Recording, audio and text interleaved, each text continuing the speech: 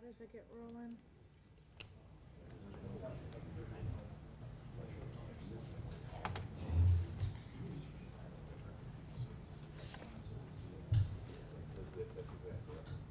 We ready? Oh, sorry. You're fine. You're fine. Okay, hold on, I just logged off.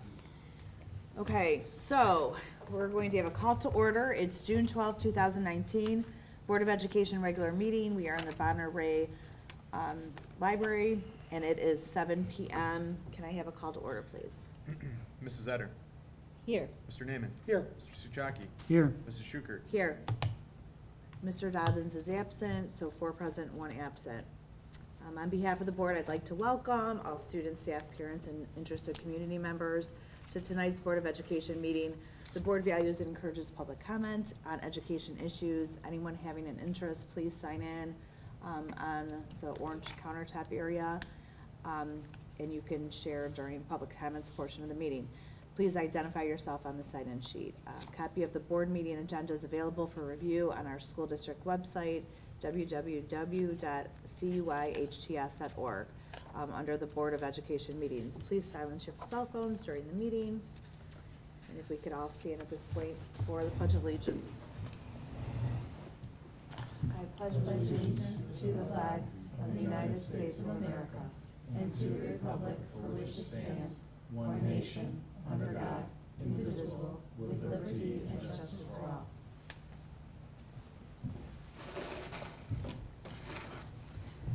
At this time, I'd like to make a motion to approve the agenda as presented. Can I have a second? Yes, second. Okay, motion, what do I say? Motion pushed forward by Mrs. Schukert. I don't even know how to say it. Anyway, seconded by Mr. Naaman. Any discussion? Hearing none, roll call, please. Mrs. Schukert. Aye. Mr. Naaman. Aye. Mrs. Etter. Aye. Mr. Suchaki. Aye. Motion passes 4-0. Moving on to the next step, we have some presentations. Ms. Robbins, I'll let you. Thanks, Mr. Schukert. And what I have this evening is I've got our two principals and our special needs coordinator. I'm going to talk to you a little bit about some of our social emotional supports that we have in place, what we're currently doing, and where we're going with that. A lot of discussion based on some public comment last meeting. We've met on multiple occasions and between that time. And what I want my principals to do, and actually they wanted to do PowerPoints, they wanted to be good soldiers, and I said, no, I want this to be a little bit more informal because I want the board to be able to ask questions and get questions answered as we go through this. So I nixed the PowerPoint presentations, but I'm going to start with Mrs. Houchin, and she's going to talk to us a little bit about what they're doing in the elementary building, about what we have currently in place, and then what we have planned on moving forward. If I need to talk to the mic, I'm gonna have to look. All right. So, what we talked about a little bit was just putting together a list of supports that we have in place, social emotional supports. You want me to turn? Thank you. Should have worn the heels. Social emotional supports that we have in place for our students currently at the elementary building, and then some things that we have planned for the future. In response not only to just what we've seen as needs throughout the year, but then, you know, hearing what people had to say and what their feelings are, you know, it just makes us take a step back and look at it from a different perspective, because their reality is their reality. And although it may not be exactly what we have perceived to be happening, we do have a duty to respond to concerns and make sure that we are meeting the needs of our students. So what I did was I just kind of looked at our overall program and divided it into tiers. In tier 1 being all students. So all of our students in the elementary are exposed to a number of supports and resources. We have a comprehensive school counseling program. Our school counselor, Jessica Satterley, meets with every class every week for 45 minutes, and she has some of her topics include respect and tolerance, cooperation, conflict resolution, social skills, friendship, bullying, how to be or make a friend, roles of bullying, cyberbullying, self-esteem, decision-making, honesty and integrity. Those are topics that she covers with every student in the building, kindergarten through fifth, and on a very small level, pre-K, with puppets in pre-K. But those are topics that are discussed with all students in a large group setting, full class, every week throughout the whole year. And in addition to that, this year we started a social thinking curriculum with our kindergarten, first, and second graders. So this was also every student. We involved the school social worker, Rachel Meffy, and our speech language pathologist, Kelly Cummins. The two of them went into each of those 3 grade levels one time a week and talked to the students about social thinking. So in kindergarten, we talked about zones of regulation. So how do you know when you're getting upset? What does that look like? What does your body do? What are the signs that you might be upset or nervous or anxious? And what can you do when you start to feel that way? And then once they passed that, they went on to the social thinking curriculum, which we also did in first grade this year. We found that it was a little too much for kindergarten this year, so we're backing that off a little bit next year. But they started thinking about flexible thinking and how their actions impact others. So what you say, what you do impacts others. If you are upset and you're throwing a fit on the floor, how does that make the other people in the class feel? That makes the other people in the class maybe anxious, nervous, upset. So just starting to look at how your actions impact others. And that is a really difficult concept for little kids. So, they're very egocentric. It's all about themselves. So to get them to start thinking about what they are doing and how that impacts other people, it's a great conversation, but we're also going to move that into second grade because it was maybe a little too much for first grade. What we realized is we need to slow it down. It was too much too quickly, but it's really good information for them, and it's really good for everyone to hear the same thing, use the same language. So next year we're also going to introduce the We Thinkers social thinking curriculum in second grade, and that is going to be Superflex, which is superheroes and how they can help you. These superheroes help you be flexible in your thinking, not to be so rigid or think that everyone needs to be the same way. So that's going to be introduced in second grade next year. So those are our Tier 1 supports along with our PBIS, which George is going to talk about in a little bit. But if you walk into the elementary school, you could ask any student, what is our motto, and they all know. We are caring, honest, engaged, and safe for CHES because we say it every day. Everything we do revolves around those. So at the beginning of the year, we teach every student what that means in various areas of the building. What does it mean to be respectful? What does it mean to be safe in the cafeteria? What does it mean to be honest in the office? What does it mean in all these different areas? So those are Tier 1 supports, things that we do with everyone. And then we go to Tier 2, which is students who need a little more support. So with Tier 2, these are small groups like our lunch bunch groups that our school social worker and our school counselor are both involved in. They do topics such as friendship, anxiety, bullying, divorce, death in the family. Those are with small groups of students who just need that particular topic. Our social thinking teachers, Rachel Meffy and Kelly Cummins, also took small groups out of the primary grades for social thinking. So if we had a group of first graders, for example, who, it's great that everyone's hearing this, but this particular group of students needs a little more. They need to know a little more how their actions are impacting others or what they're saying makes others feel.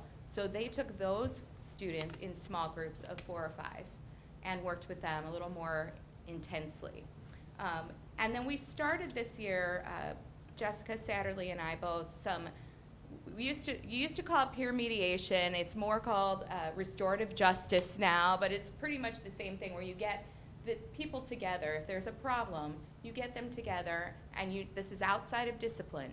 You discuss feelings. So what you said made me feel this way.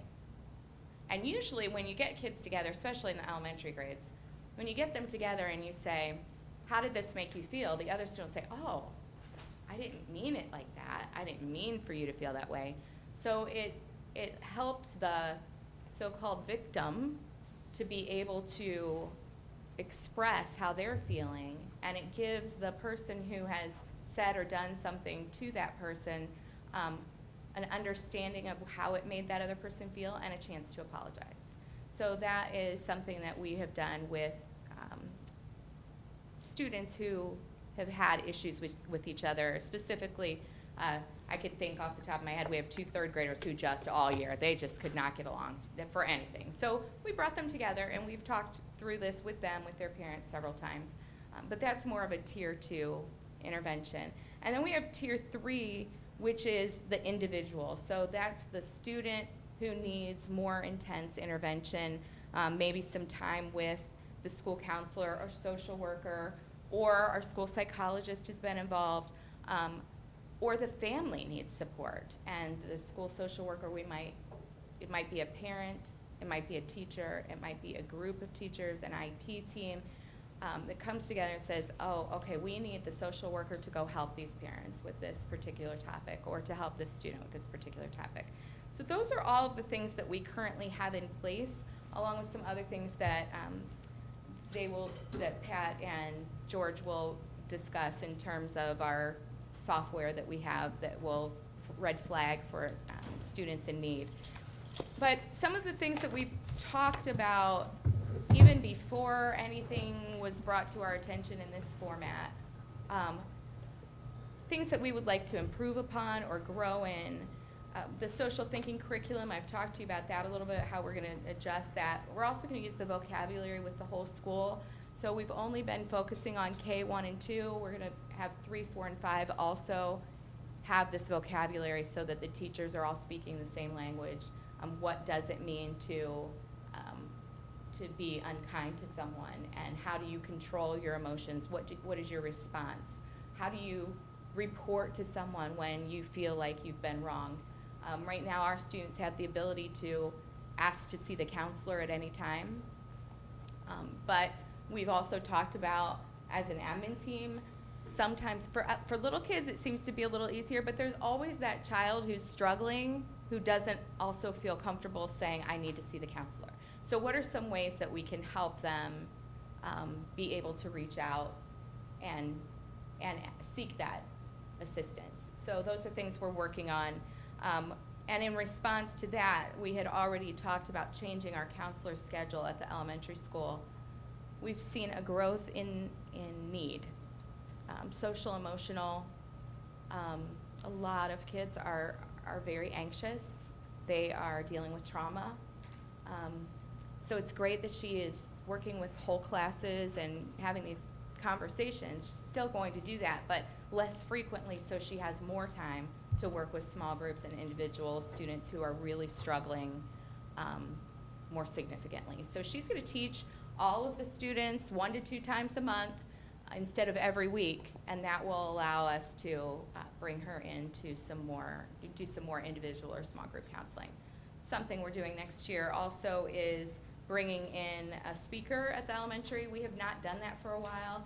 I reached out to Mr. Evans after I saw this speaker at a conference and asked him about bringing him in. So he's a national speaker. He talks about bullying, but he approaches it from the standpoint of, when someone says something to you, how does that make you feel?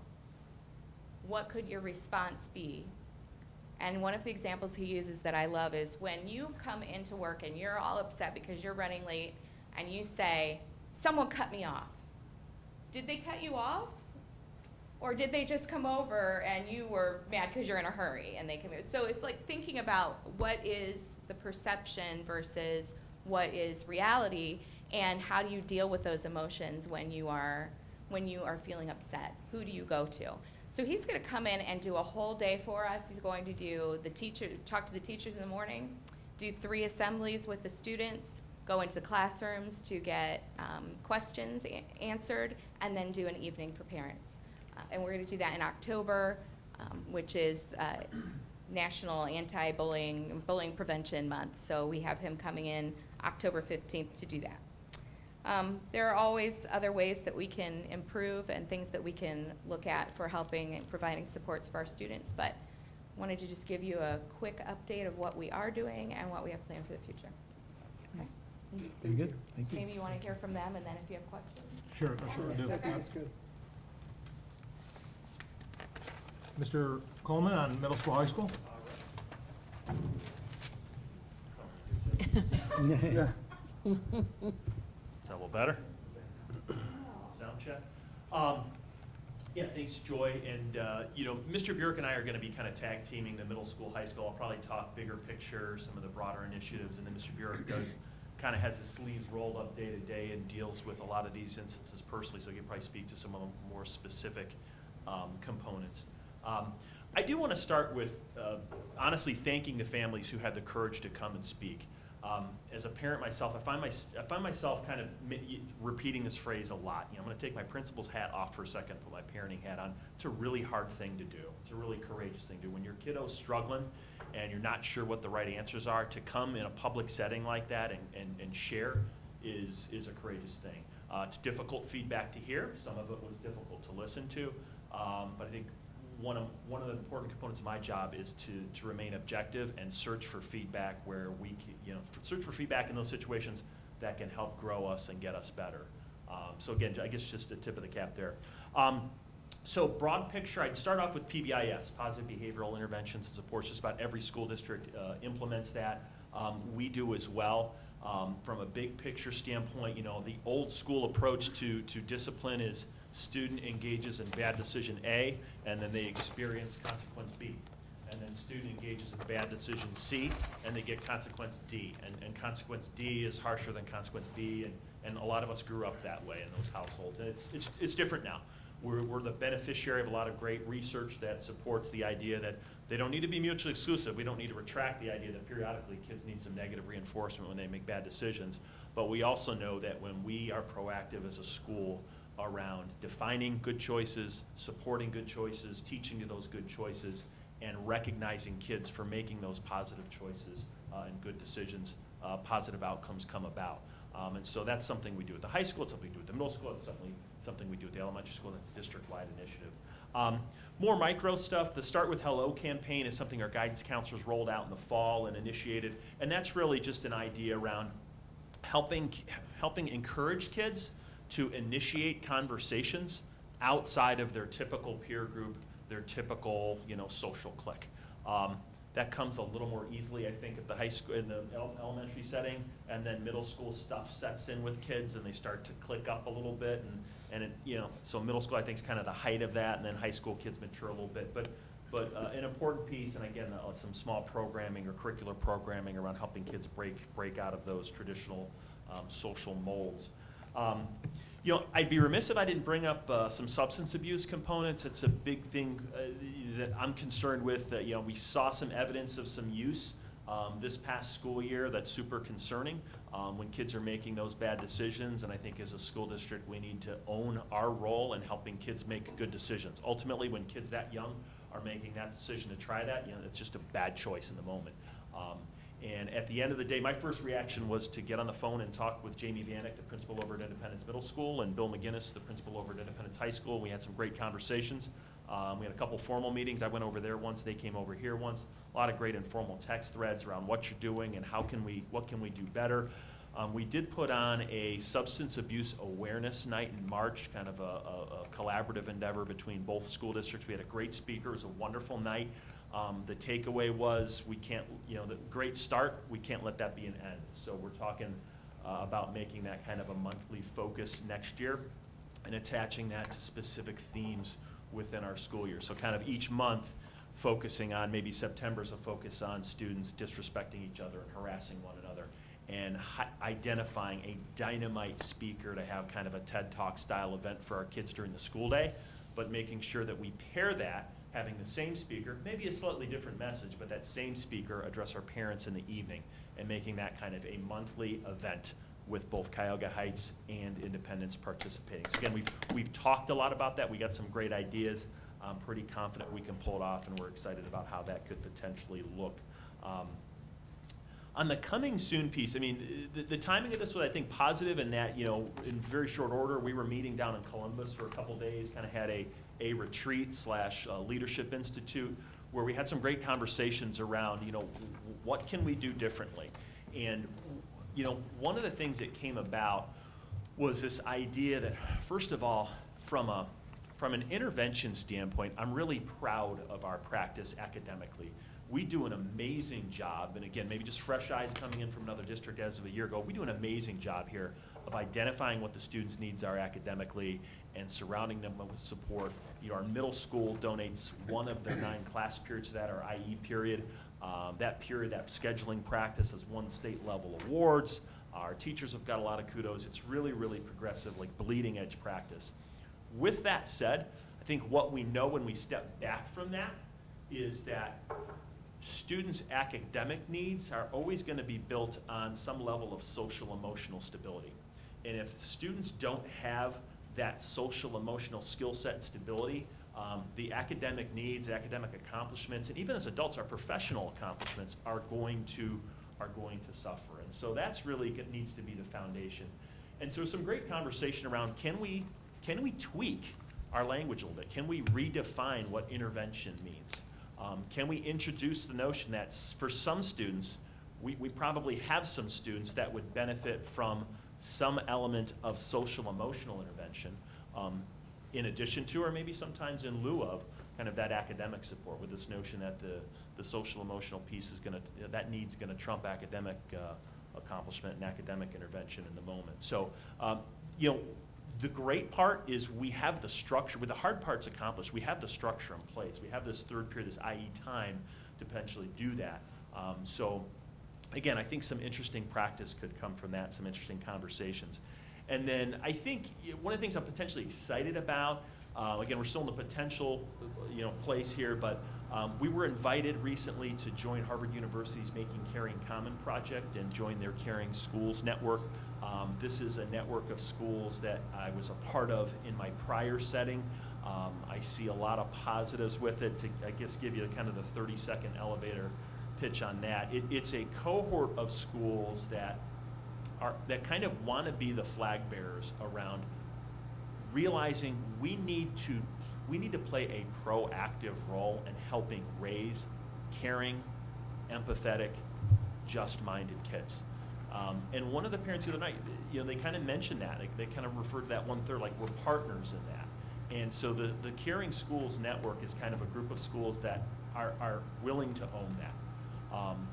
And so, you know, it starts off with a pretty robust data collection instrument around, you know, let's put surveys out, let's identify, let's get some data around where our families are with this, what are our parents really thinking, where are our students with this, where are our staff members. So put that out to all of our stakeholders and get a good solid data set and kind of identify where the perception is versus the reality, and there's some blurry lines. And I think the other thing that's important to note, Joy kind of touched on this, like we don't work at IBM, we work in a school setting. So the reality is whatever the parent's perception is, like that needs to be recognized as reality in most instances. So some data is going to be a great way to inform from their best practices. So at that point, the Harvard team will consult with us on, based on this need in the 5th grade level, or based on this, we're seeing this with the 6th graders, or the parent perception is that. Here are some low lift, high yield curricular strategies you can put in place.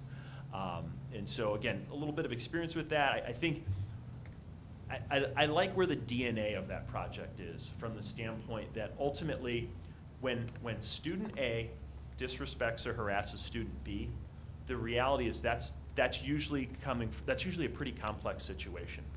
It's a lot more layered and nuanced than we might want to think. And the reality is, again, to generalize, that's probably a student that is trying to fulfill some need in a way that's somewhat inappropriate. They're lacking some emotional skill set. They're lacking some coping mechanism. As a result, you know, Bobby picking on Jimmy is kind of an indirect component to something else that's going on somewhere else.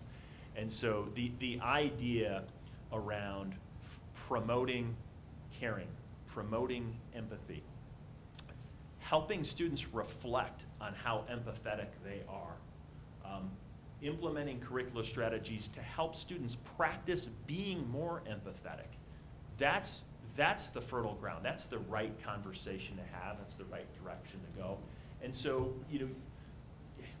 getting to the point where students are, from an empathy standpoint, and we don't have this problem, but you'll see this in schools. Middle school, the middle school cafeteria problem. Kids aren't kids aren't necessarily always cleaning up their scraps and putting it in a garbage can. Now, our kids do an amazing job of that. Again, wonderful. But every now and then we have to give the reminder. Our kids do that to an extent out of compliance. Rule followers. They know it's a rule, you follow the rule. I'm going to get to the point where students are doing that because they empathize. They put themselves in the position of the adult that might have to clean that up if they don't do it. And so strategies that kind of nudge students in that direction, again, I think is the right conversation to engage in. But yeah, good stuff. Without further ado, I'm going to hand it off to Mr. Burek to talk through some other components, maybe again get a little more granular on some of the stuff with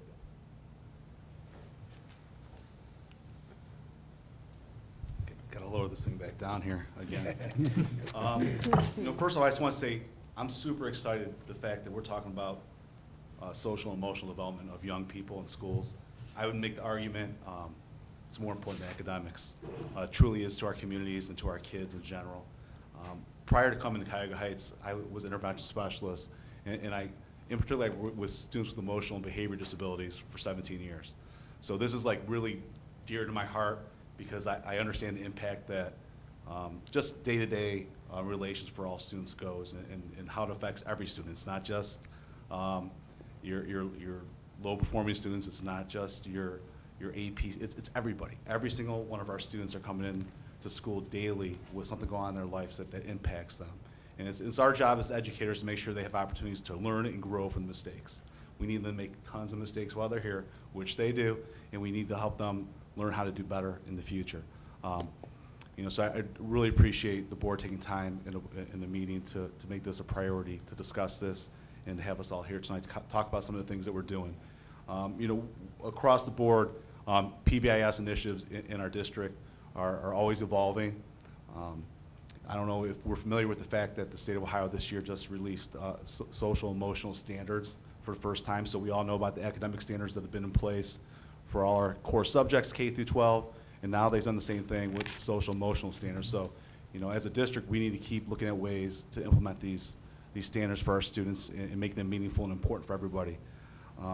But with PBIS, we have some specific frameworks we have in each one of our buildings. You hear Ms. Houch was talking about being caring, honest, engaged, and safe in the elementary school.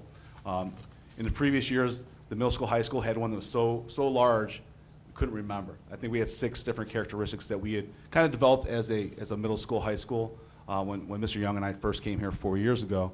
And with Mr. Coleman coming in place, we're kind of evolving, and we kind of looked at how can we do things better. We have a PBIS committee at the high school, middle school level. We also have one at the elementary. This past year, we've done some significant work as a team, as a committee, to kind of look at how can we do things better, how can we better address student needs. So one of the things is we've kind of broken down our acronym, made it a little bit smaller in the middle school and high school, and hopefully we get as good as the elementary students are at reciting this, understanding what these components are. One way we made it easy is those first 2 components across the board are going to be caring, honest. And I think that kind of talks about some of those concerns that parents had is again, what do we do to make sure that every kid is feeling that they're being treated with care and honesty across the board, from whether it be other students, staff members, and how we do positive things to move forward. At the middle school, it's motivated and successful, and at the high school, it's helpful and successful. And the way we got through this process, again, I talked about a committee that we have. The committee is pretty multifaceted. We have a middle school teacher, high school teacher. We have Mr. Coleman, building principal. Our school psychologist was part of it. Our school social worker was part of it. Our school social worker intern was part of it. Lisa Ross, as a community member, is a part of it this year. So we started evaluating some of the things we had in place in the past, asking how can we make this better. This past spring, we completed a PBIS self-assessment survey to kind of look at our practices, get some feedback from our teachers across pre-K through 12 about what things we could do better, how they are implementing PBIS initiatives in their classrooms. I know that the team leaders, we got 2 of them sitting here today, have that stuff rolled out to them in some of their meetings by Mrs. Meffy too, about how we're gonna do some things next school year. I think we're doing a lot of really cool things involving students. They're making some videos to help with this rollout of some of the new initiatives for next school year. So we're doing a lot of things to involve everybody in this process. It's not just done in a silo with the building administrator. Without feedback of our stakeholders, we're really getting a lot of people involved with that. I think we're kind of taking some of those things to the next step with our coordination with the Harvard group next year, getting some more information from community members as well to kind of keep evolving our PBIS processes across the board. The other big part of the PBIS initiatives are age-appropriate reward systems. At the elementary school, they have their systems in place. In the middle school, high school, we continue to evolve that process. One of the things we find is, some things get old every couple of years for students, so we try to keep looking at different ways to motivate students to make positive choices. One of the things that we did as a committee in the middle school, high school this year, and I know they'd already done it at the elementary school, is there's matrices that are developed. So we talk about caring. We talk about what does caring look like in the lunchroom? What does caring look like in the classroom? What does caring look like in the hallway? What does it look like on the school bus? So we kind of define what these behaviors look like, and these are things that we make posters and signs, and we try to educate our students on, kind of demonstrating those characteristics, even when nobody's watching. And truly, despite the fact that there has been reported incidents that come to people's attentions, Cuyahoga Heights is such a great school district to be at. Sometimes you take a step back or you put somewhere else, you really do realize what a gem this is and how people do treat one another with a lot of caring and respect. But with that, there's always going to be times where people make some poor decisions, and we have to kind of teach them how to make better ones in the future. I'll kind of end with that, because I'm sure you guys might have some questions moving forward. I'll just throw a couple other things in. We heard a lot of focus on students. I understand we've had a lot of discussions about, because I talked to the group, I had two teachers call me to say, they had heard the discussion take place. What can we do as a teaching staff to address some of these things? And I think in the most part, the teachers are probably the easiest part of the group, because they know what the standards are throughout the building. But then we also talked about addressing some of our support staff. We have a lot of staff that maybe works an hour and a half a day as a playground monitor. We want to make sure that they are presenting the same message, that they understand what our expectations are as far as the carrying on those expectations. So we're gonna put some effort towards that as well, and some of our support staff, and that goes bus drivers, custodians, all the way through the district, to receive some baseline training as to here's how we approach things as a staff in different situations. So it's a top-down, all the way through the system approach. So we left it somewhat informal, because I know that after the last meeting, some of the board members had some questions, but I'll open it up for any questions that you have of the principals or myself about where we're at, where we're going with some of the things that you heard tonight. I actually do. So I think that there's a lot of great things that are going on, especially it sounds like there's, awareness programs, there's support groups, there's things that are educational too. I guess, is there a way that we could take this and then memorialize it on the website, so it's used as a resource guide and education for parents and then students too, to go to a place that captures all of that you said, and then actually could be a resource that says, here's the coming events, here's the tone at the top message that's saying, we don't tolerate this, this is the way that we look at it at Heights, and then put our program down about what it looks like, and then what it looks like in the future. Like, what do you want to do? We had some discussion about that, and about just exactly that very thing, about how to approach it, maybe from the website point of view, and just something that I think maybe got left out. Any presentation that goes to our students will also then be presented to parents. So you heard a lot of talk about some of the presentations that are going for students. Talking with Mrs. Houchin and Mr. Coleman, that there's going to be opportunities for parents, and we're going to have to find. And I know we're working with independents on the middle school, high school under that, but we want to get parents in here as well. Yeah. Quite honestly, when we did some of the social media things, we didn't have a very good turnout from the parents, but we're going to continue to offer those things up for parents. So any presenter that we're bringing on board to present to our students, we're also going to keep them on board through the evening and do a parent presentation as well. Perfect. We talked about some ways to get some things online, so if people want to reach out to us or make some connections to us online, that they'll be able to do that. There's always been the Safe Schools hotline. Yep. Quite honestly, In my time here, very few referrals through that system. Okay. It just is not widely used, so, I don't, that's no fault of the system. I think sometimes maybe people are a little bit reluctant, but we've got to find a way for people to not be bashful about reaching out. But again, to address the overall social emotional plan via the website, absolutely. Yeah, I think so. I mean, like you just said, that there's like, we talked about, reporting and everything, and I almost look at this as like, I manage like the ethics program at our company, and so it's like, we have that, like, turn at the top message, and basically, the plan of basically what we do from any level controls about how ethics is pervasive through the whole, organization, and then there's like, ways that you report out. And so I think that, that structure in our website, and I'm not saying, like I said, I think that you guys are doing a great job about, the programs that you have in place already, and then your future visions of looking at that across the board.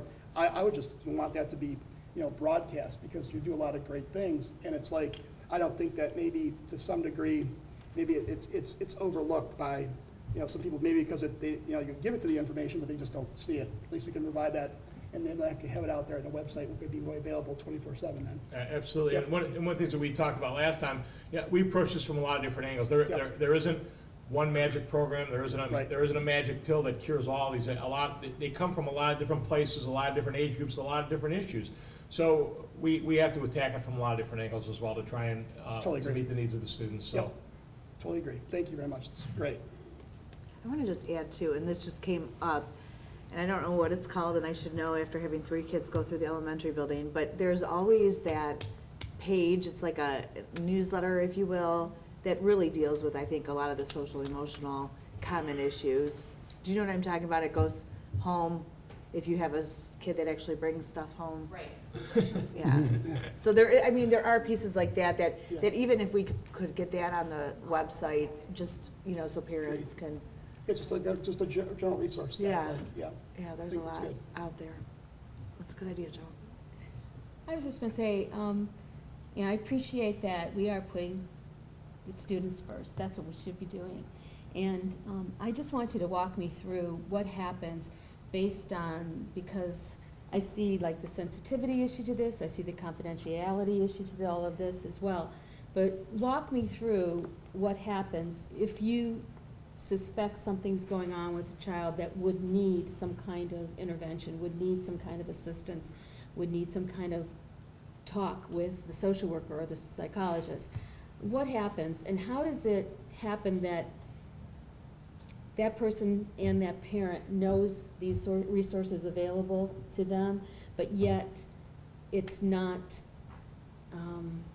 broadcast or shared with others? Because I'm trying to get to the point that I want people to know that we have these resources available, but at the same time, because of the sensitivity and the confidentiality of these things, how it doesn't spread to other people knowing Okay. about someone's issue. I can jump right into this, because I deal with this a lot. Because not only being middle school, high school assistant principal the last 4 years, on top of the special ed aspect that takes me down to elementary school, I had an opportunity to work with some kids down there at times, and then I get a big chunk up here at the high school, middle school level. But, one of the things to take note of, like, we have a very large, I call it kind of our social emotional team, that we kind of like deploy differently based upon the situation. We have our elementary school guidance, our middle school guidance counselor, our high school guidance counselor. We have our social worker, we have a school psychologist, we have a speech language pathologist. We had an awesome hire this past year who just does a great job. She brought the social thinking to the elementary school. So we have a whole nother person who's got a great deal of resource in this area. We have occupational therapists with this type of background as well, our school nurse, our nursing assistants, and then a real big one is our staff. A lot of times we talk about how do we pair up a kid with a trusted adult. That trusted adult might be one of these two sitting here, potentially. And that's kind of kid by kid who they have the relationship with. There's kids who walk across that graduation stage every year, and you don't necessarily realize that one teacher who's like invested so much time and energy to make sure that kid feels safe being in school, because you're not struggling to get that kid across who's got the 4.0, you're struggling with that kid who's dealing with some different issues in their own lives. So we have so many supportive teachers in place on top of that crew. So we're always going to ways to deploy that. It's situational. But information comes to us different ways. It comes to us from students, comes to us from parents, comes to us from teachers. Sometimes it's from our own observations of what's going on in the school setting. So a lot of times it comes down to building relationships with students and kind of working through what issue they're having. And sometimes it starts with a guidance counselor, because, sometimes when people see Mr. Burek, believe it or not, sometimes they're scared. And that's twofold. Once, I do want kids to see me and make sure that they're respecting one another and kind of toe the line, but at the same time, kids who dealt with me one-on-one know I'm a big teddy bear. We've got to delete that from the tape Right. later on. But when we go through that process, a lot of times they go to the guidance counselors. Guidance counselors sometimes got to make the determination, hey, you need to kick this back to administration, whether it's Mr. Coleman or Ms. Houchins or myself, or is it something that we kind of go through the process of talking to the parent? So every time we have those situations, we have a guidance counselor calling for the parent, and sometimes it's calling up 5 parents, or these different peer relationship issues that are going on. After that, there's discussions going on between our guidance counselors and our administration all the time. Sometimes we say, hey, is this something we need to get our social worker involved with, so we can provide some more supports? Other times, again, being involved with special ed for the district, is this something we need to look at with this kid's specific needs that they have in their IEP? Do we need to make a behavior plan for the student that's individualized based upon their needs and giving them specific supports regularly, a very diagnosed way? So this is happening in every single situation that occurs. So, and it's really unique to the individual and to the situation. But a big part is it's making sure communication occurs. When we have a conflict between students, one of the things that we really pride ourselves to make sure we do is we call all the parents involved. So if I have 2 students who have a problem with one another and there's 7 kids who witness it, there's 9 parents who are getting called that evening. And saying to one parent, hey, just want to let you know your son or daughter was in our office today and they gave a statement. They weren't in any trouble, but they provided some really important information. I really appreciate your kid looking out for somebody. And that can be a conversation that's happening with one. The other parent, you're saying, hey, your kid did this today. It wasn't the best decision in the world. This is what we need to do moving forward. Sometimes there's consequences involved. Other times it's like, hey, we want to set up where they're meeting with the guidance counselor once a week. We're going to set up where they're meeting with this teacher once a week. Your child said they really like Mr. Cartera and they want to meet with them. Sometimes it's going to the social worker, getting some outside resources involved. Because when we get our social worker, that gives us the added benefit of sometimes getting some outside providers coordinated. Sometimes we have students who already have outside counselors or physicians that deal with different issues with that specific student, and our social worker has a greater ability in time throughout the day to kind of share information back and forth. So they're doing things outside of school, we're doing things inside of school, and then they know how to appropriately share it with us, so that we can appropriately share it with teachers. So there's a lot of moving parts day to day in those kind of operations, and like I said, it really is individualized, but again, we try to say, what's the best fit for this specific situation? One of the hardest things that we have to deal with, I think, and you hear this too, is people aren't satisfied with the end results. There's so many things that happen that people don't see, and it's not our responsibility or even our right to share that information out, other than to say that, we feel confident. I go to bed at night feeling confident that we put supports in place for individuals. And again, they're different for different kids in different situations. I know Mr. Coleman and Ms. Houchins are doing those same things. But again, high school's a difficult time, middle school's a difficult time, elementary school's a difficult time. And guess what? So is adulthood sometimes. And some of the social media aspects that are part of our reality today amplify this a lot for everybody, because you can't get away from certain things as a student, and that's we have zero control over that. We can't, we're not the internet police, unfortunately. That's the biggest challenge for us as a school, as teachers, as administrators. It's kind of dealing with that added, variable that's really present now. But again, we do involve, sometimes the police are involved. Sometimes we have internet crimes involved when there are situations that arise in the school day that do pull us in. So we are coordinating with a lot of, internal and external resources to really try to provide all of our students with great supports when they are having difficulties with peer interactions. I'd just like to add that with my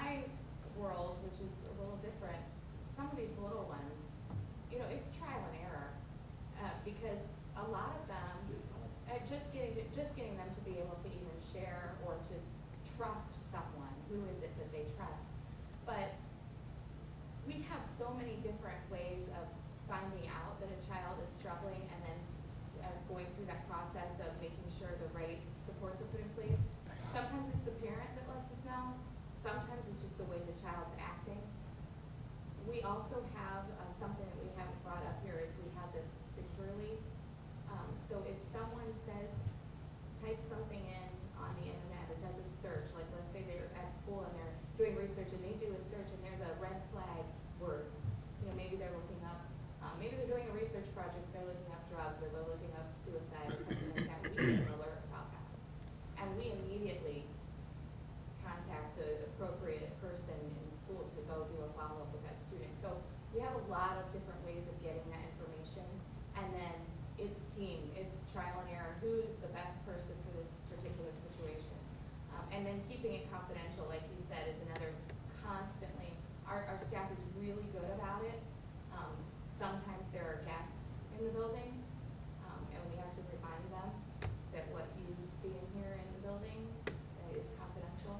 So I think that's something we just keep working on with training with our staff. And we approach you've heard this term with safety, the school safety, see something, say something, and that's the approach we take with us all the time, and whether that's a staff member or a student, I know that, you know, we talk oftentimes that when you hear the students of the month talk about their favorite teachers, a lot of times those are teachers that those students confide in, that they have discussions with, that maybe they're not discussions they don't have with parents sometimes, discussions they don't have with peers. And our staff does a very professional job at dealing with those. When there's red flags come up, our staff is very diligent about getting that information to us so we can funnel the right people to work with that, whether it be a counselor, whether it be a social, whatever it might be, whatever that red flag might be. And a lot of it's inside, some of it's outside the building as well, some of those things. But we also understand the frustration of people not knowing the course that takes outside. And I'm gonna use an example. I'm gonna pick on Mrs. Seitz because she's sitting here. I saw on Facebook a thread about a week ago about home ec in schools. And somebody, the thread must have got 60 or 70 comments long about how terrible it is that schools don't have home ec anymore. Why shouldn't they? And then they start bashing Cuyahoga Heights for not having home ec. And somebody finally came in, about 65 comments in, and said, Mrs. Seitz is still teaching home ec at Cuyahoga Heights schools.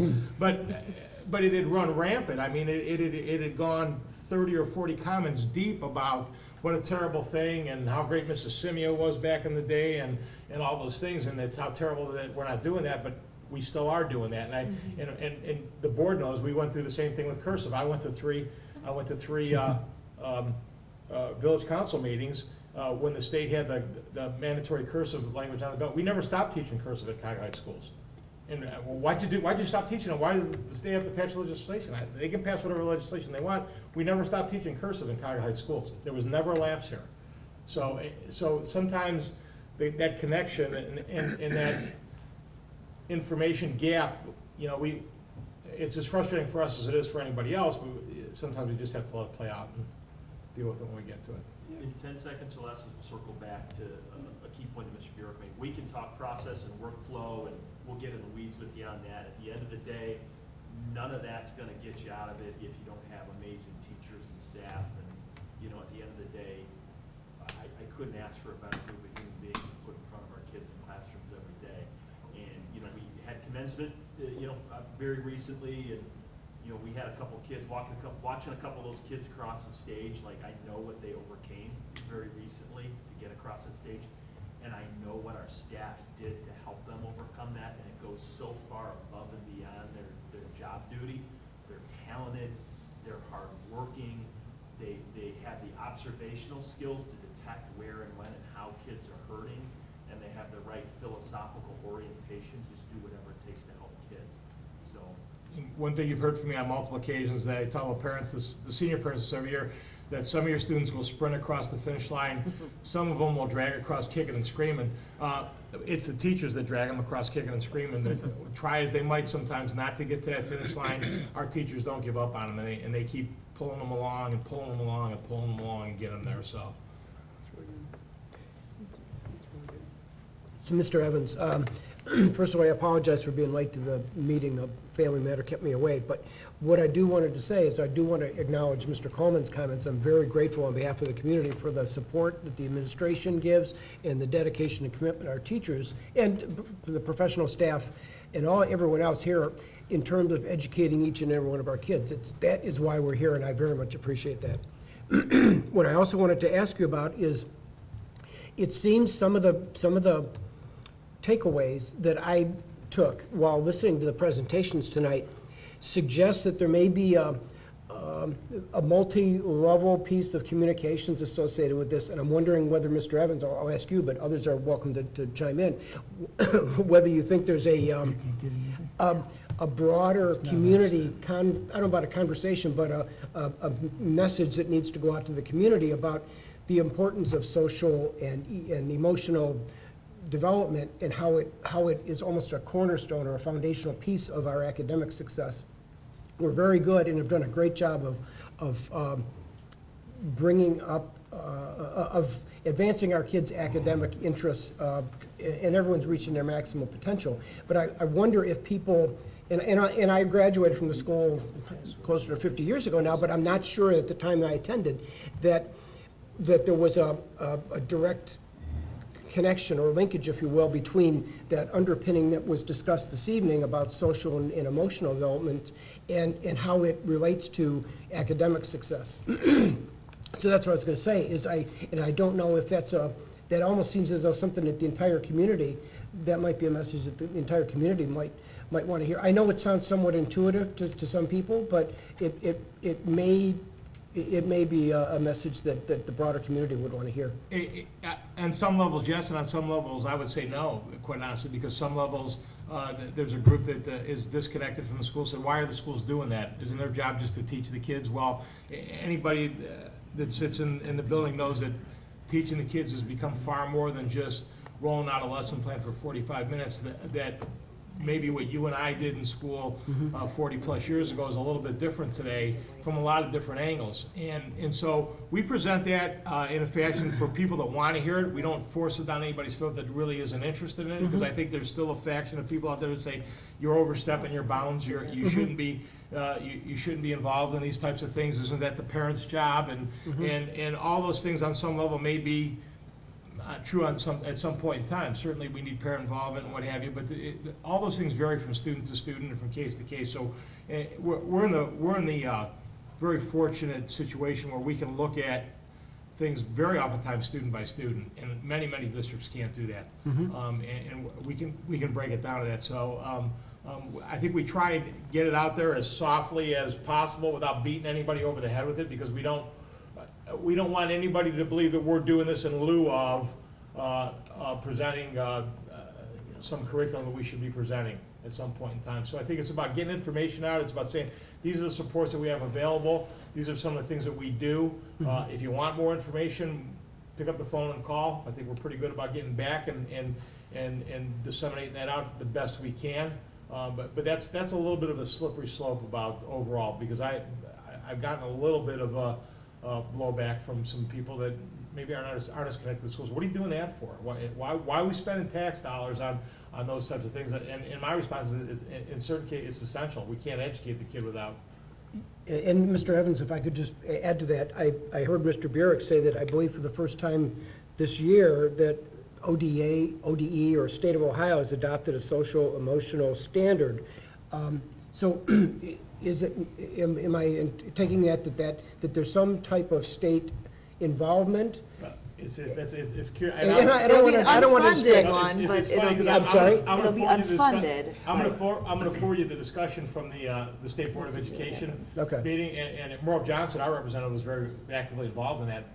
But there was a faction that I'm talking about at the state board level says, now, how are we gonna test for that? Because if it's a standard, shouldn't we be testing for it? Of course. And this is not something where you're gonna sit a kid down for 45 minutes and give them a social emotional test. I hear him laughing in the background, but really, that was where the discussion spiraled to, that if we're gonna create a standard, shouldn't we be testing that standard? Right. And How do you do that? it really, I almost wish I'd have been in the room when the conversation was taking place, because just from reading it, it was coming from a lot of different, and some people really that presented had a really good handle on it, but there's some people that really didn't have understanding that this is not a math curriculum, this is not a social studies curriculum, this has to do with Right. an all-enveloping thing that we kind of permeates throughout the district and the building and districts throughout the state of Ohio. So, yeah, that's a little bit interesting, and they're not done talking about it yet, so it was, Yeah. I say Merrill was right in the middle of it, and it was pretty interesting. I think I kind of project the solution, or what's gonna happen. PBIS, so going through the framework this year, and kind of look at what we're doing. So we make these matrices that go align with our 4 character traits. We talk about what does it look like each setting, okay? One of the components are, because when I first heard something this year that kind of made us, as a group, kind of evaluate what we're doing a little bit deeper, was I saw a school recognized as a silver level. I'm like, well, how do we get gold? And the work is immense. And one of those pieces of work is collecting data based upon what things we determine as a school are important things for us. So it's gonna be kind of an individual district decision, looks like, but we're gonna start tracking data more on that in each level as we move forward to a higher degree, and more focused degree, and say like, okay, how does this relate to reports of student disrespect? Because I'm not gonna say that B word, okay, because it's, oftentimes it's disrespect. People say cruddy things to one another often, and it's not something that repeats over and over again in the majority of circumstances. Once it's addressed, it ends. But we're gonna look at the correlation between suspension rates and things like that, disciplinary actions, and what's going on in schools. And that's gonna be one of those things that's reported off, because we already report a lot of those things through EMIS as far as what type of suspensions we have, who is being suspended. I don't even know if you guys know, but this past year, one of the new components, when there is a fight or something going on in school, like you have to designate the victim now. So like, there's the person and the victim in certain disciplinary actions that get reported out in reports that you know we can run that are available. You know, so I think it's gonna be looking at that information, and it's gonna be, they're probably gonna determine some threshold of like what that number looks like. But what I would tell you is like our suspensions in general, compared to other schools, are so low. You know, guess where our biggest offense is at Cuyahoga Heights? Can anybody make a guess? I know the site knows. Tardies. In our tardies, Most of them aren't built in the brick here, most of them. yeah, in our tardies in general, 80% of our tardies, across the board, are within 1 to 5 minutes like the school. You know, so kids aren't even missing instructional time when they're tardy. They might be missing convocation or morning announcements, which are important, but they're not missing their instructional time. You know, so, we have it really good here, but despite that, you know, it's very important that we, again, address the social, emotional needs of everybody. Staff too, like, we gotta make sure that staff feel supported too, because it's stressful having to add responsibility.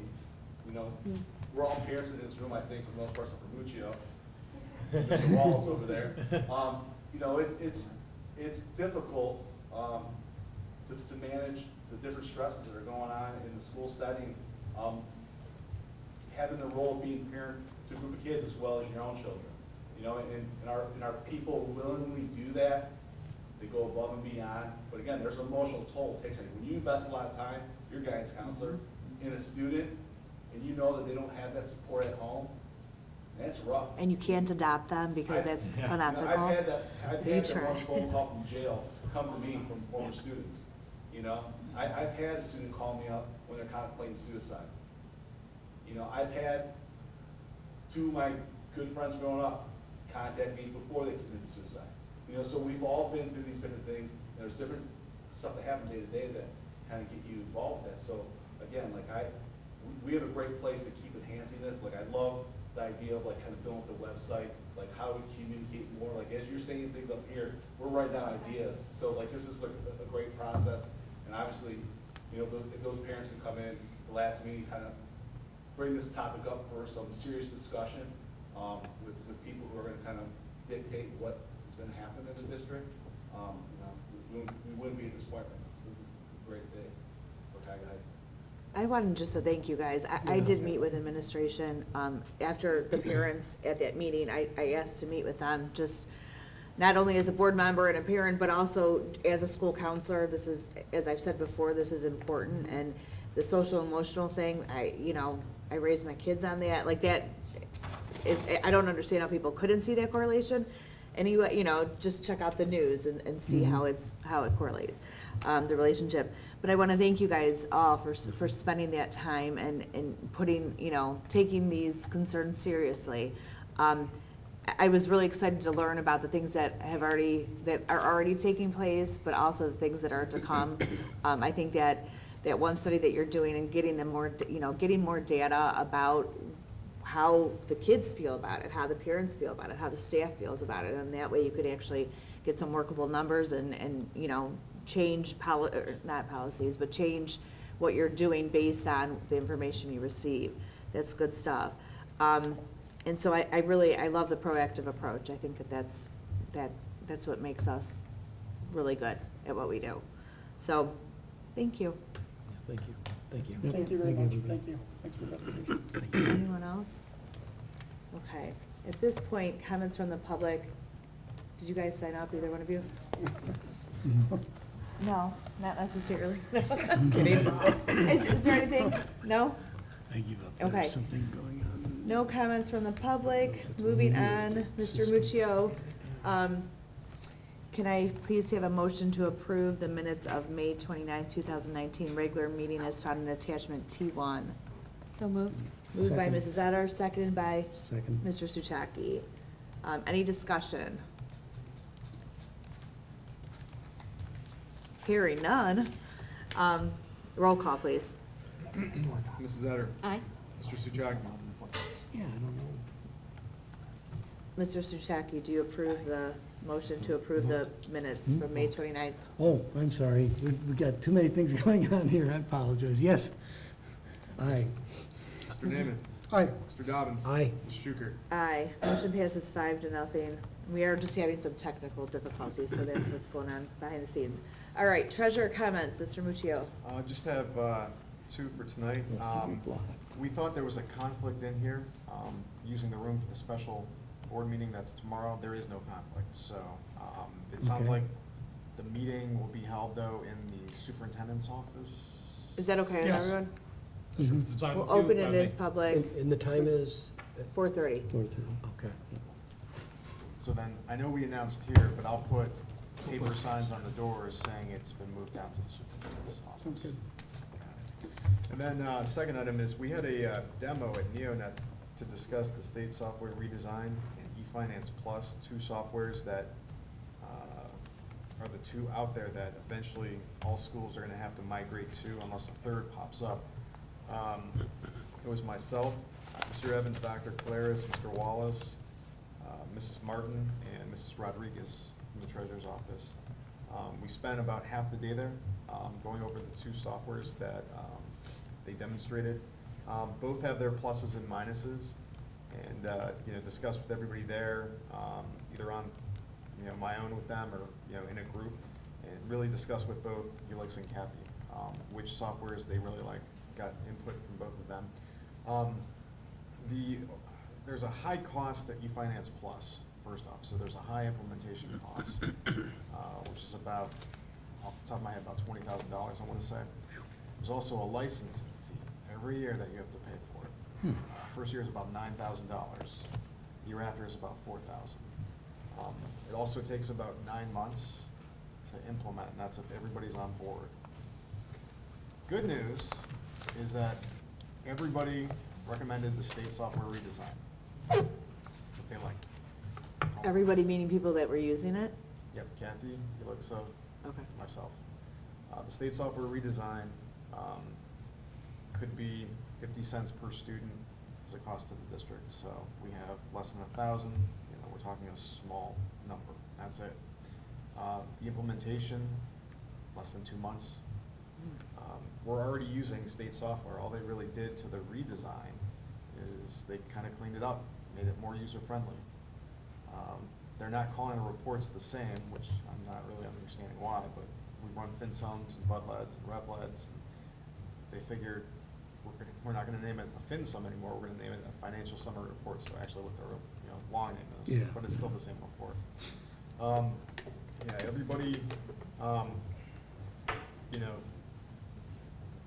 benefit for the state software redesign is, we use some third-party software, SCView. Everybody's very happy with how that's going.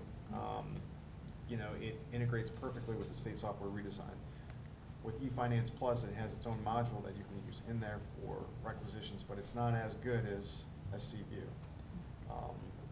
So, while you can do it in eFinance Plus, you're essentially paying for it in that licensing fee that they have every year. But also from the state software redesign, it's such a low cost that if you add third-party software to it, you're still in the same ballpark, if not less, for what it does. For payroll, Elix has been trained and sufficient, adequate in the state software that we have. If we were to migrate to eFinance Plus, it's a totally different language. Neonet is just getting acclimated to learning eFinance Plus. They know state software. The redesign is just, tweaking state software.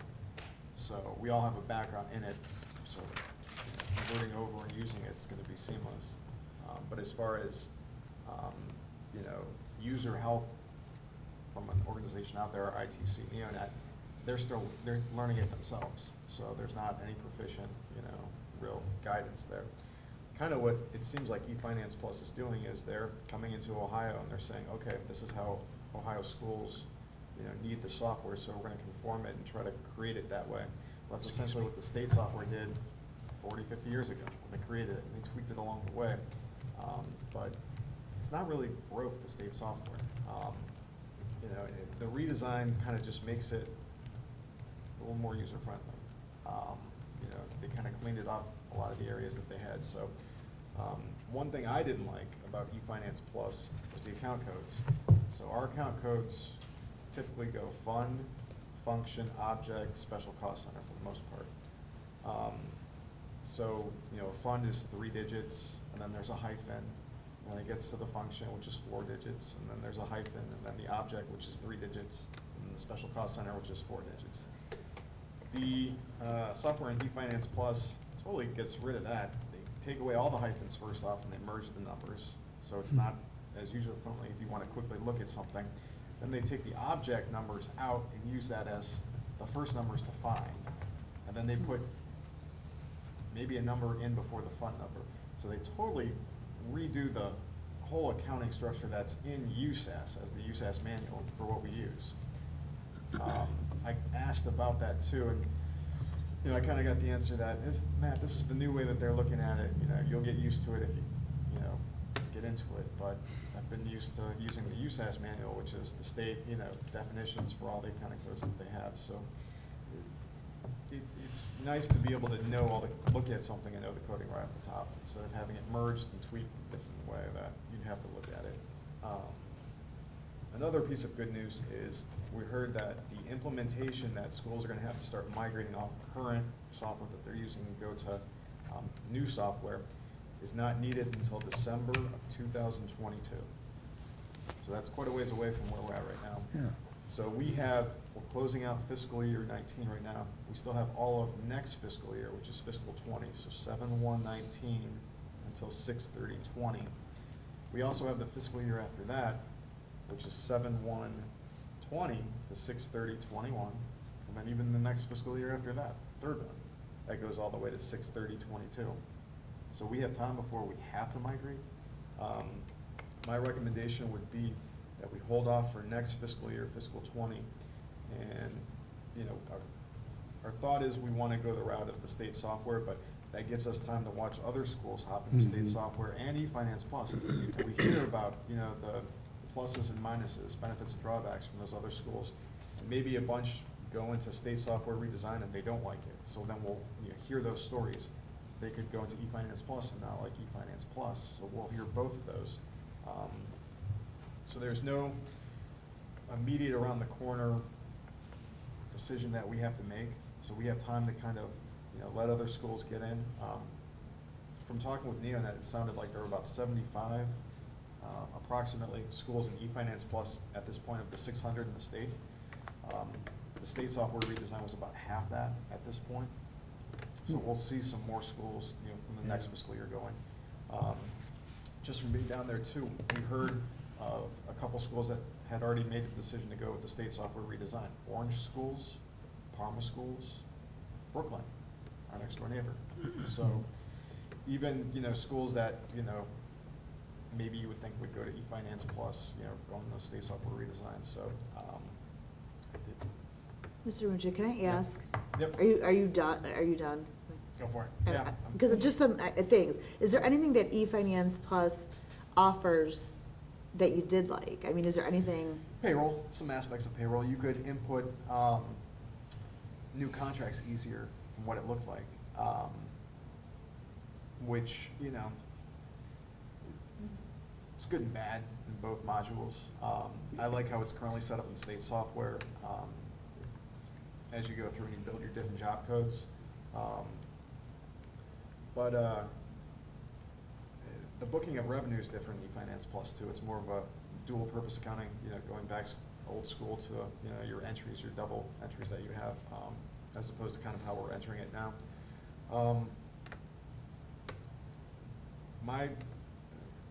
My decision, it's, it was like, there was no competition. It was state software redesign myself.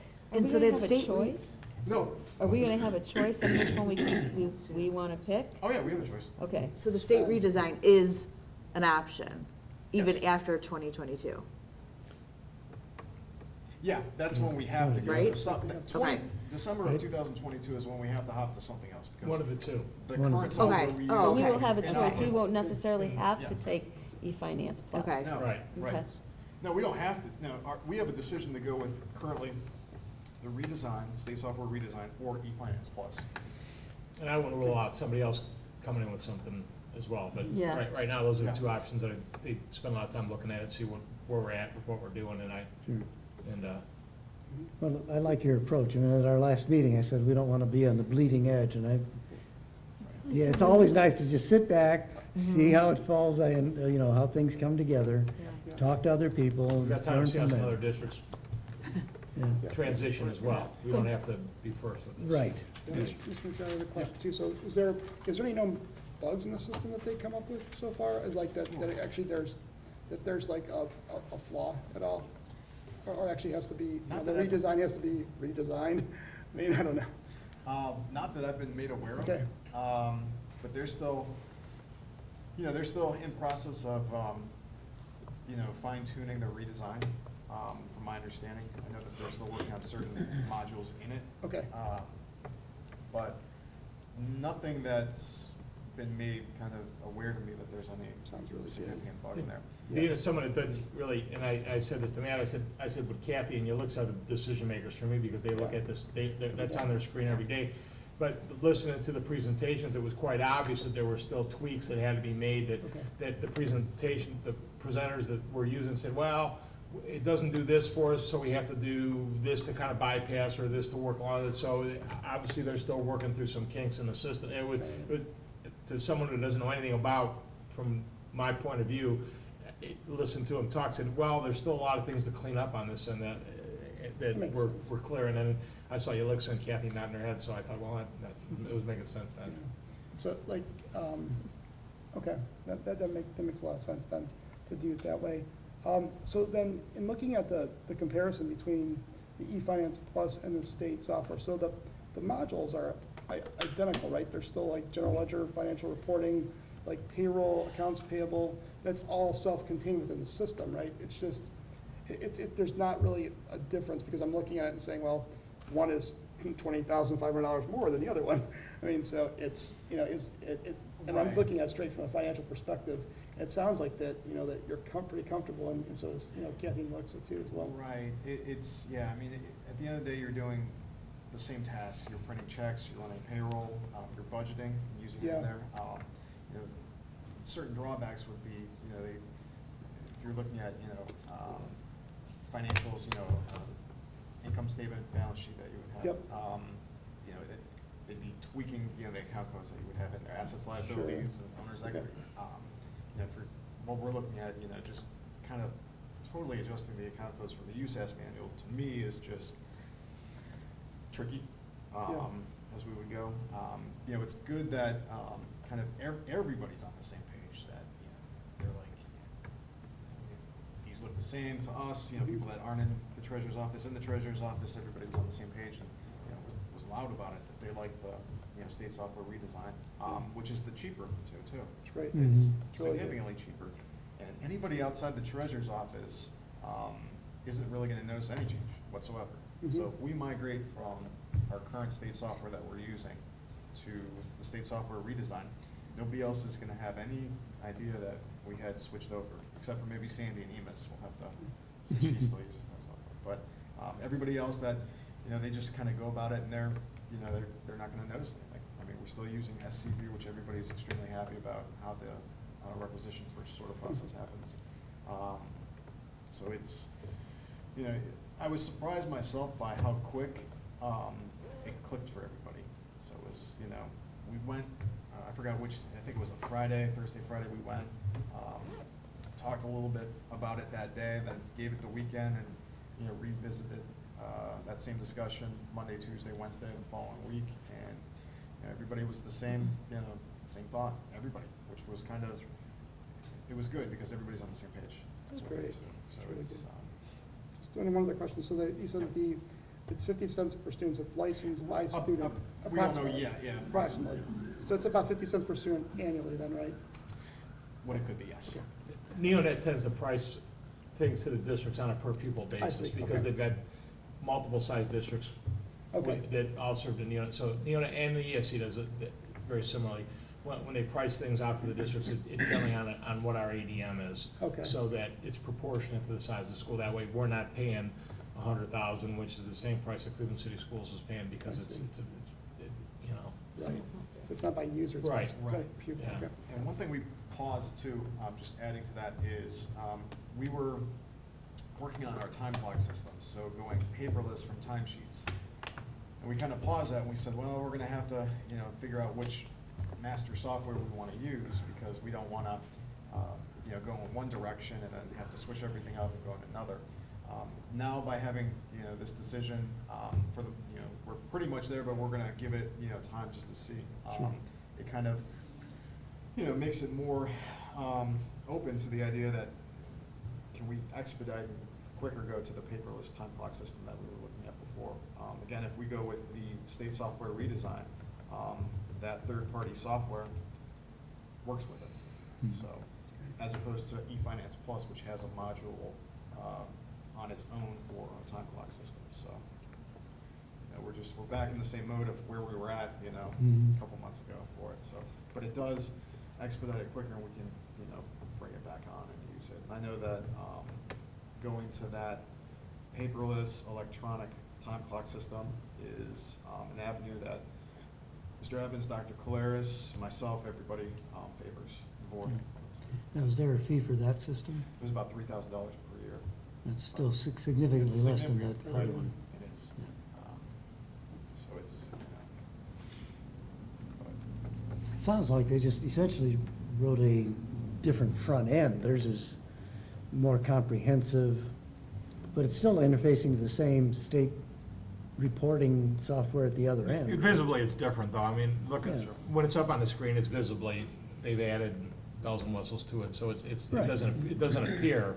I think in content, it's maybe a little bit more maneuverability too. Again, I kind of stood in the back and just was looking over our people's shoulders of what kind of impact that would have on them and their job, what they had to do. And my only statement to Matt was that this makes our life more difficult, and I don't want anything to do with it, because right now, the MySC view is working well for us, and if something integrates with that, then that's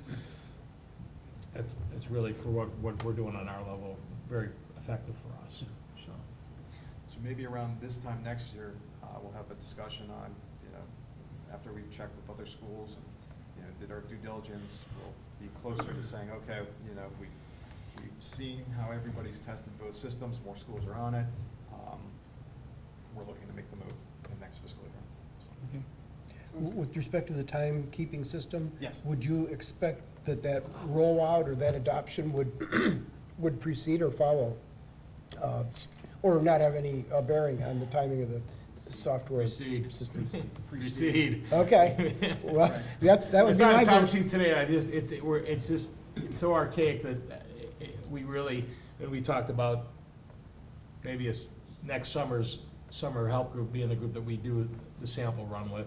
It gives us time to get it integrated, and then the summer help crew that, because they'll all be on hourly wage, that we can do a kind of a sample run during the summer, so that when we hit the school year, we can then flop over to it, so then we at least have a 15 or a 20-person test, work through some of the kinks of it, so. It's a good idea. So the plan then is to do it at the least busiest time of the year? Yeah. Okay, that's good, all right. Well, please keep us informed on that, Oh, please. yeah. And, you know, since we're so strong on the decision of going with the redesign, everybody from talking with, there would have to be a material, you know, glitch in the state software redesign that makes us reevaluate kind of what we were thinking. It's got wood. Yeah. That's all I have. Thank you. Okay, at this time, I'm gonna send it to Mr. Evans. All right, approval of purchase orders over $5,000. There's 4 in there. Valley View Cement, you see the the additional quotes are under the administrative content. Martin Public Seating, that's for computer lab seating, that's an OSC pre-bid price. North Coast Radios for security cameras, that's another OSC price. Harris Carpet Cleaning, you'll see the attached additional quotes for that. B, approval of the wireless communication allowance. Motion to approve the following wireless communication allowance for calendar years 2017, 2018, 2019, according to board policy. Recommended policy 7530.01 is recommended by the audit committee, $60 per month for those required to carry a data plan, $35 per month for those that do not carry a data plan. When we wrote the policy, we did as we should have done and not put dollar amounts in it. But what we have not done as a district is, at our annual meeting, at the organizational meeting, set those prices every year. And so we need to go back and say, we haven't, that's the exact same dollar amount we've reimbursed the entire time, and we're not looking to change that anytime soon, but we need to approve that as an audit cleanup, moving forward. So, agreements, contracts, and membership. Approval of facilities assessment services for the district's buildings, and that's the GPD contract that I sent out that you saw in front of you. A couple questions that I received on the contract were, the $50,000 liability, was that's a standard liability that GPD puts in all their contracts, and remember that $50,000 liability only pertains to the consulting services, not to any construction work that would arise from that. So we would sign contracts with whoever we would have do construction, and we would have built-in liabilities with that. So I had that discussion with GPD today. I also waiting on a return call from John Britton as I threw that out to him today, but he was a little tied up, so he hadn't gotten back to me yet. Approval of renewal of a service agreement with Republic Services Cleveland for 2019-2020. That's our trash collection services that you see there. Jump down to employment of classified staffs. Motion to approve the employment of Monica Bartosik, or a 1-year limited contract as a student monitor for 1.5 hours per day for the 19-20 school year per the adopted wage schedule, step 1. Employment supplemental positions. Motion to approve employment of the attached list of supplementals, 1-year supplemental contracts and the stipulated positions for 19-20 per the adopted supplemental salary schedule. And on there, you'll see football coaches, and they're all at 7/8 of a contract, scoreboard operators and backup operators, and extended time for the counselors and media center, and those are all consistent with where we've been in the past. Approval of 15A, approval of long-term subs. Motion to approve employment of the following long-term substitute teachers per the adopted miscellaneous pay rate schedules, days 1 through 60, and per adopted teacher salary schedule, BA step 1 after 60 days of employment for 19-20 school year. Linda Mayer, long-term sub, middle school, high school art. Tamara Perino, long-term substitute, elementary school intervention specialist. Nicole DeSantis, long-term substitute, 3rd grade teacher, contingent upon successful completion of BCI FBI background records check, certification if applicable. And approving employment of bus van driver for summer 2019 extended school year summer camp routes. Motion to approve employment of Colleen Dankel as a bus van driver for summer 2019 extended school year summer camp special ed routes on an as-needed basis per the assigned hourly substitute van bus driver rate for 2018-19. And approval of employment of summer maintenance aide. Motion to approve employment of Jordan DeRazio as a summer maintenance aide for the summer of 2019 per the adopted miscellaneous pay rate contingent upon successful completion of BCI FBI background checks. And that concludes my business. A couple comments about some of that. We had probably 3 or 4 students drop out that we had previous, that some, and we knew that going in. Some of those students were waiting on internships that are in college, so we added one. We probably, I think we lost 3 or 4. We've added one back to that. We'll kind of wait and see how that works itself out. The student monitors. Thanks to Mr. Muccio on the 7th/8th contract. The 7th/8th isn't as simple as it sounds because those coaches are at different pay rates. So Mr. Muccio has to calculate 7th/8th, and then to make sure that it works out appropriately in the end. So I appreciate his work on that as well. I would tell you that with the GPD contract, Matt and I spent a couple hours on the phone today talking to Jason Nolde from GPD Group and the Ohio Facilities Commission, 2 different people down there, because it had come to our attention that there a possibility for a free survey. So we were looking at the and I've sent an application in.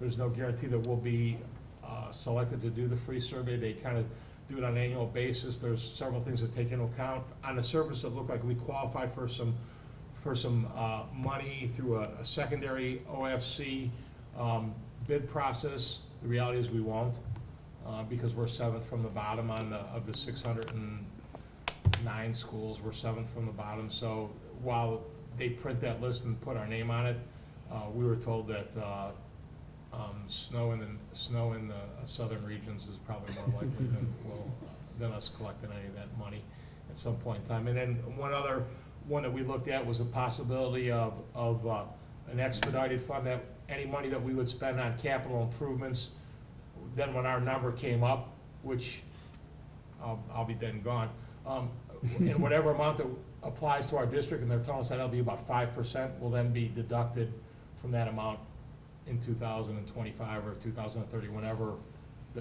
our number would come up on the Ohio Facilities Commission because of where we sit on the list, and that's if there's any money left. One thing I know for a fact is that the Ohio Facility Commission was established with the tobacco settlement. If you remember the tobacco settlement, they took that money and that's where they put it in the Ohio Facilities Commission to help Ohio schools. It's my understanding that the pot's getting low on that money, so the state, I haven't seen any of the recent legislation, an effort to replenish that money. So it may well be, that well may have run dry before we ever qualify for any funds through the Ohio Facilities Commission. Are you saying, though, if we approve the $24,000 to GPD tonight, that won't reflect on if down the road we're able to get that reimbursed for the survey? Possibly, because what GPD will do, they will work with the Ohio Facilities Commission. I talked to both of them today. They will work kind of hand in hand.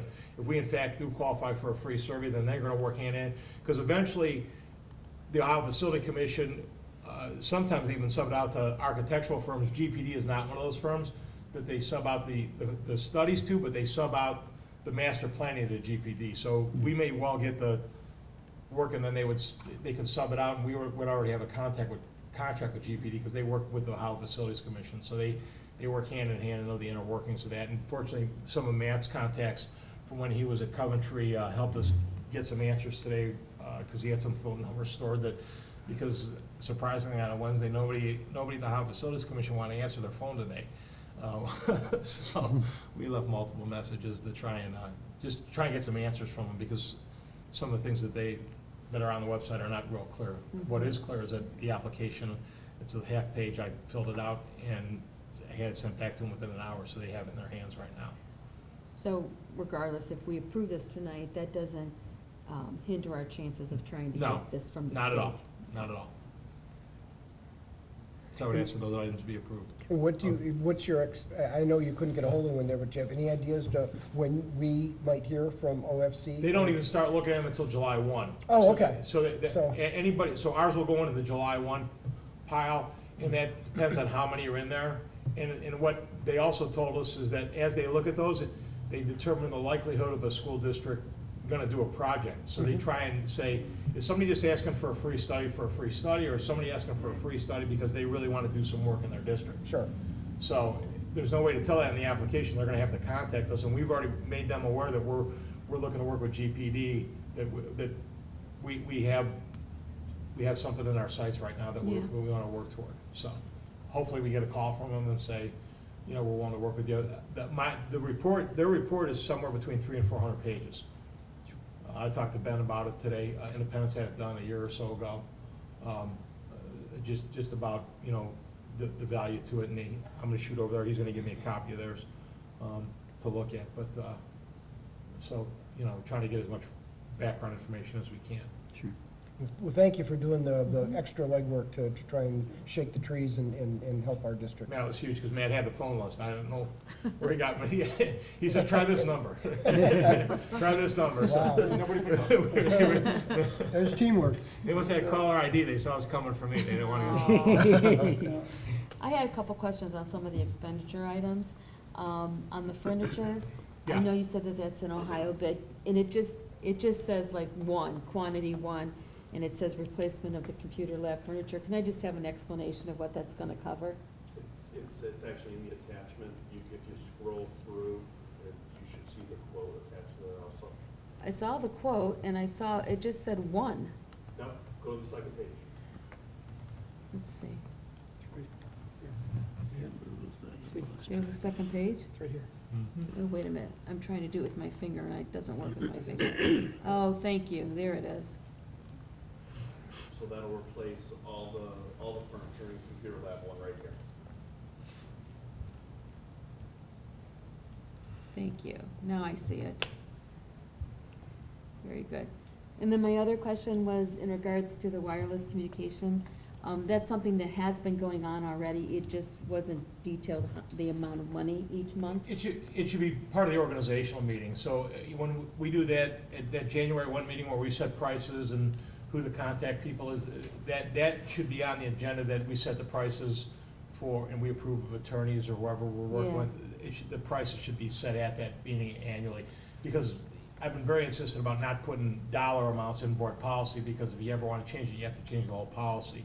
This way, the policy can stay intact, and if you want to change the dollar amount more or less, you just do it at the organizational meeting. And it should have been and wasn't added at that time. And how many people are covered under this reimbursement? The administrative team has data plan, and then supervisors have cell phones without data plan. So as far as numbers, that's probably less than, what, a dozen or so? Yeah. And then we keep a district phone, too.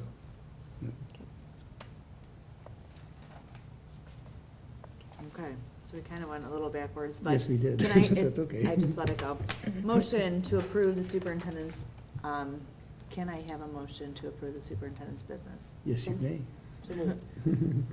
Well, okay, do you want to second it, He Joe? said- Sure, I will second it. Okay, motion, made by Mr. Suchaki, seconded by Mr. Naaman. Any more discussion? Hearing none, roll call, please. Mr. Suchaki? Yes. Mr. Naaman? Aye.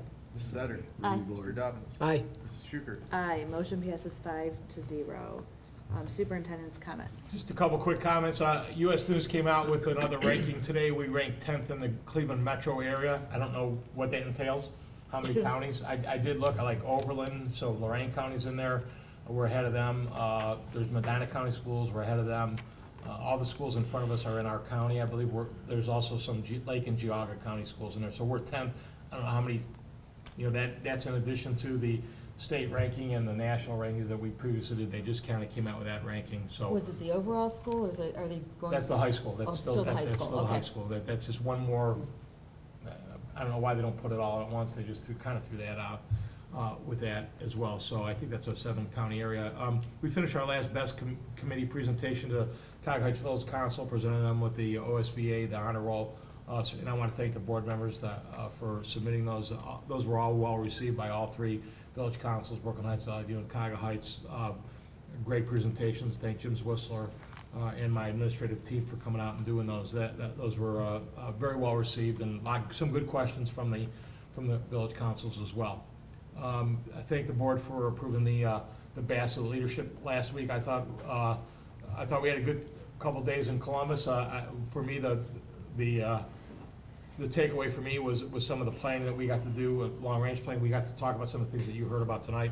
And then also there's a session that was on strengths and work and developing and really emphasizing people's strengths. And we found out what type of person, what my strengths are and what Matt's are and why we work so well together. I'm a wooer, and what are you, Matt? Adaptability. Adaptability, so. That's nice. So those work hand in hand. And Ted's an executor, right? Yes. So Ted's gonna execute anything we need executed. So it's a good combination as we move forward, so, but, some interesting stuff that we're gonna bring back to our staff as well, too, so that was good. So that's it for me. Okay. Moving on to board business resolutions, professional conference requests.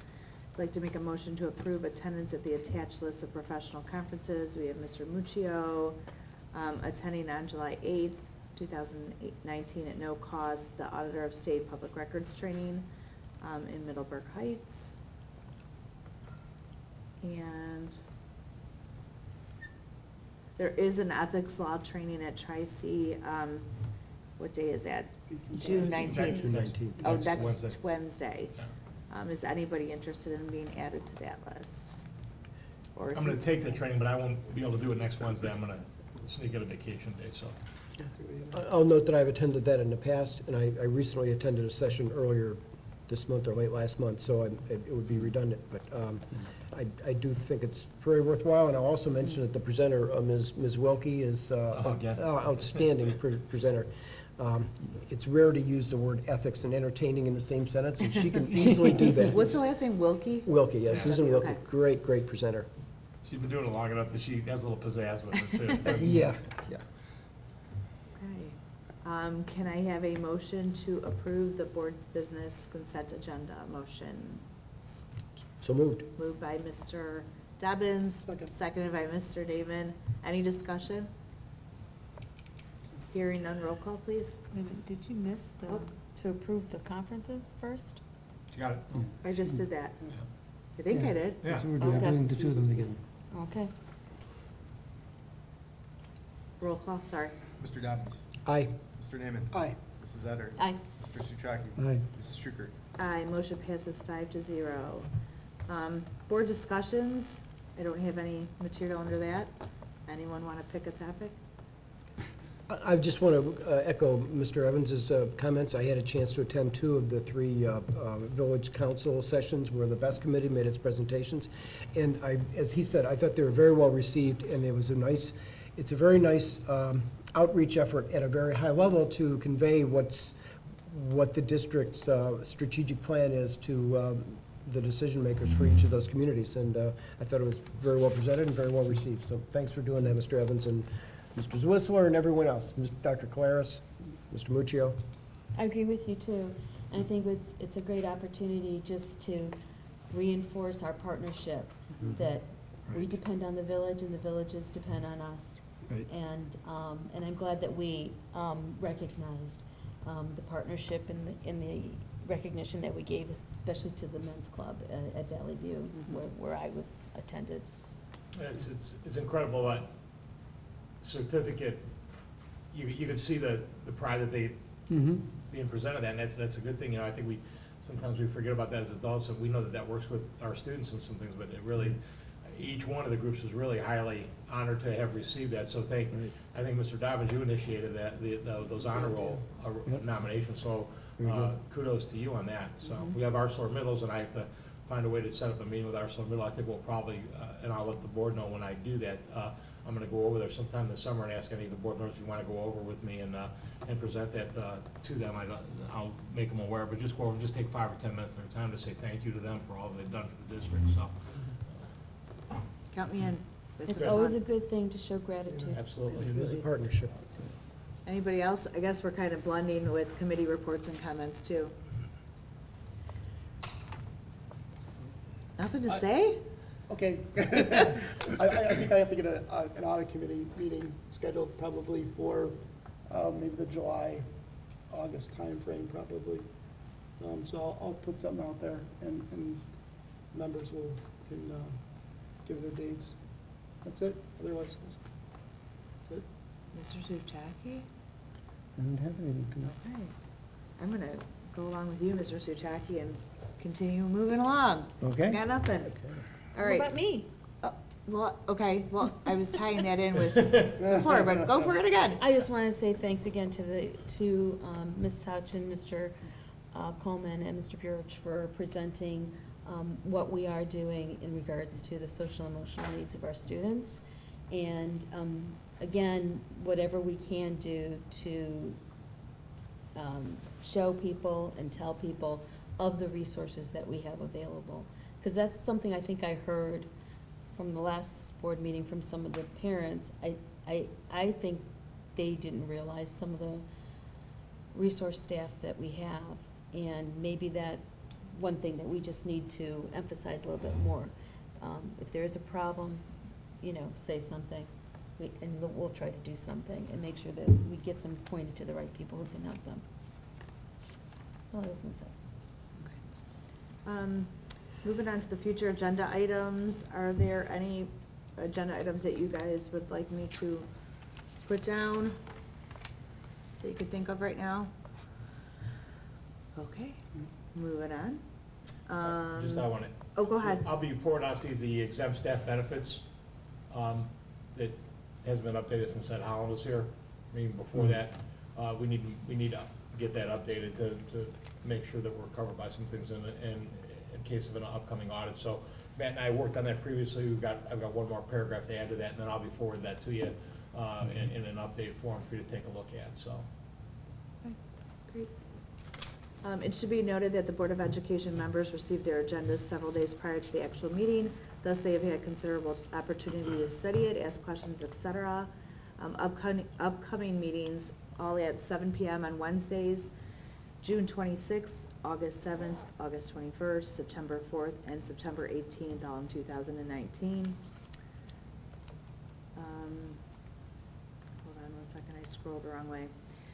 I would like to hereby move that the board adjourn to executive session pursuant to ORC 121.22G1 for the purpose of considering the evaluation, employment, and/or compensation of employees and/or officials of the school district. Can I have a second? Second by Mr. Naaman. Roll call, please. Mrs. Schukert. Aye. Mr. Naaman. Aye. Mrs. Etter. Aye. Mr. Suchaki. Aye. Mr. Dobbins. Aye. Motion passes 5-0. It is 8:42, and we are in executive session with no action taken after.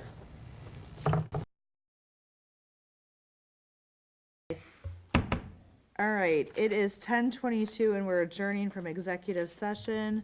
I'm going to take roll call. Mr. Naaman? Here. Mrs. Etter? Here. Mr. Suchaki? Mr. Dobbins? 5 present, none absent.